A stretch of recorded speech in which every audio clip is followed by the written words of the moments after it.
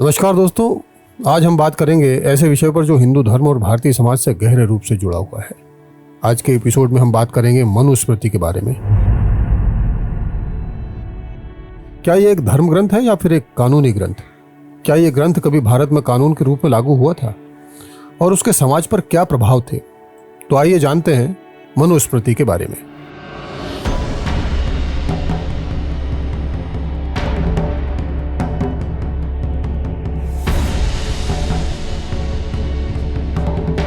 सबसे पहले ये समझते हैं कि मनुस्मृति ग्रंथ लिखने की आवश्यकता क्यों महसूस हुई। ये सवाल बहुत अहम है क्योंकि ये हमें उस समय की सामाजिक, धार्मिक और राजनीतिक स्थिति को समझने में मदद करता है जब मनुस्मृति का लेखन हुआ। मनुस्मृति का लेखन वेदों और उपनिषदों के बाद हुआ। उस समय भारतीय समाज में धर्म, आचार और कर्तव्यों के बारे में कोई निश्चित व्यवस्था या नियम नहीं थे। समाज में बढ़ते हुए संघर्ष, जातिवाद, धार्मिक भेदभाव और नीतिगत असमानताएं उत्पन्न हो रही थी।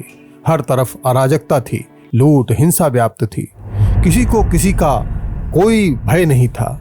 जो जितना शक्तिशाली था वो उतना अत्याचारी था, क्योंकि जीवन जीने का और सामाजिक संरचना का कोई ढांचा ही नहीं था। जंगली और पशु से भी बदतर जीवन स्तर था।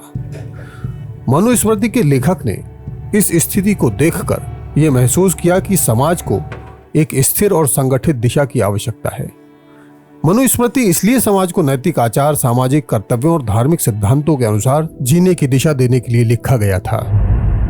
इसे समाज के विभिन्न वर्गों के बीच आंतरिक संघर्ष और असमानता को संतुलित करने के लिए एक मार्गदर्शिका के रूप में प्रस्तुत किया गया। यह ग्रंथ उन समय के शासकों के लिए भी एक धार्मिक और सामाजिक नीति की किताब के रूप में था, ताकि वे अपनी प्रजा पर एक निश्चित ढंग से शासन कर सकें। इसके माध्यम से राजा और साम्राज्य को एक मजबूत आचार संहिता प्राप्त होती थी, जिससे समाज में आदेश और व्यवस्था बनाई रखी जा सके। तो अगर हम देखें तो मनुस्मृति का लेखन एक आवश्यकता थी उस समय के समाज में धर्म और न्याय की स्थिरता लाने के लिए।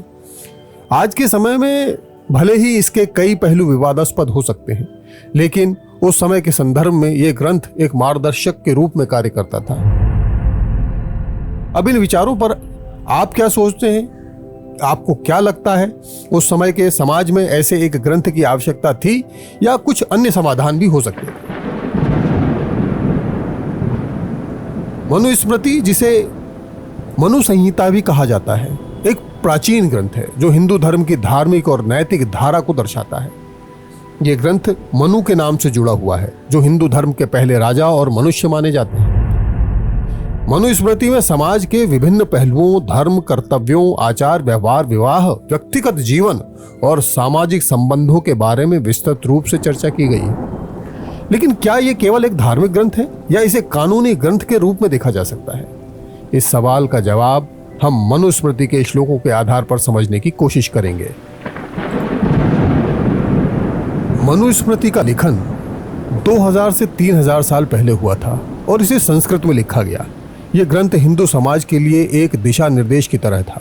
इसमें धार्मिक और नैतिक दृष्टिकोण से जो भी शिक्षा दी गई थी उसे समाज में पालन करने के लिए माना जाता था। मनुस्मृति का उद्देश्य समाज में व्याप्त विभिन्न धार्मिक, सामाजिक, व्यक्तिगत कर्तव्यों को स्पष्ट करना था। लेकिन इसमें कई ऐसे श्लोक भी हैं जिनमें जातिवाद, शूद्रों के अधिकार और महिलाओं की भूमिका पर कड़ी बात कही गई। चलिए हम कुछ श्लोकों पर नजर डालते हैं।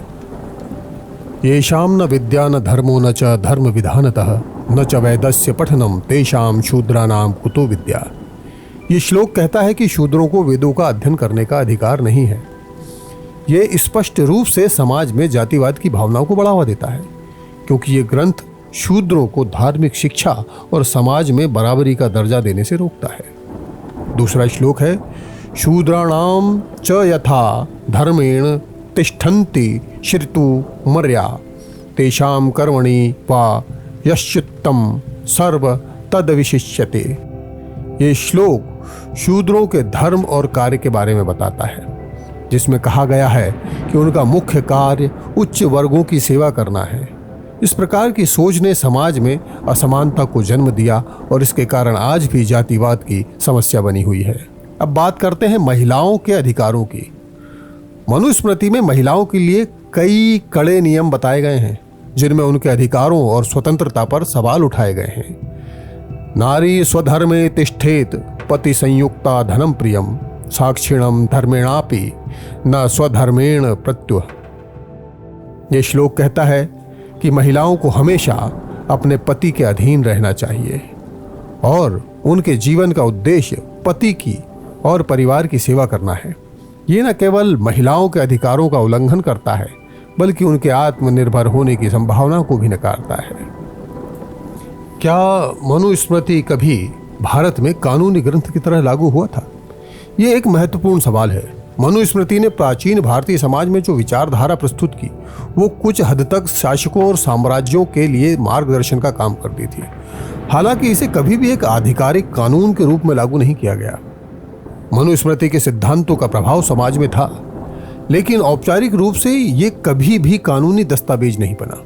मध्यकाल तक इसे समाज के आचार संहिता के रूप में देखा गया, लेकिन ब्रिटिश काल में ये पूरी तरह से अप्रासंगिक था और भारत में आधुनिक कानूनी व्यवस्था का निर्माण हुआ। आज के संदर्भ में मनुस्मृति के कई हिस्से हमारे समाज के लिए विवादास्पद और अस्वीकार्य हो सकते हैं। ये ग्रंथ उस समय की धार्मिक और सामाजिक व्यवस्था को दर्शाता है, लेकिन आज के समाज में हमें समानता, इंसानियत और भाईचारे की भावना को प्रोत्साहित करना चाहिए। भारतीय संविधान ने समानता और मानवाधिकार के सिद्धांतों को अपनाया है, जो मनुस्मृति के सिद्धांतों से भिन्न है। दोस्तों, अब ये सवाल आपसे है, मनुस्मृति के श्लोकों को क्या हम आज के समाज में स्वीकार कर सकते हैं? क्या इसके सिद्धांतों का पालन करना हमारे समय के हिसाब से सही है? आपका क्या विचार है? हमें टिप्पणियों में जरूर बताइए। क्या आप मानते हैं कि मनुस्मृति के कुछ हिस्सों को आज भी हमें समझने और अपनाने की जरूरत है, या फिर हमें इसे इतिहास की किताबों तक ही सीमित रखना चाहिए? धन्यवाद। हमारे साथ जुड़े रहें। अगली बार फिर एक नए विषय के साथ हम आपके सामने प्रस्तुत होंगे। तब तक के लिए जय हिंद।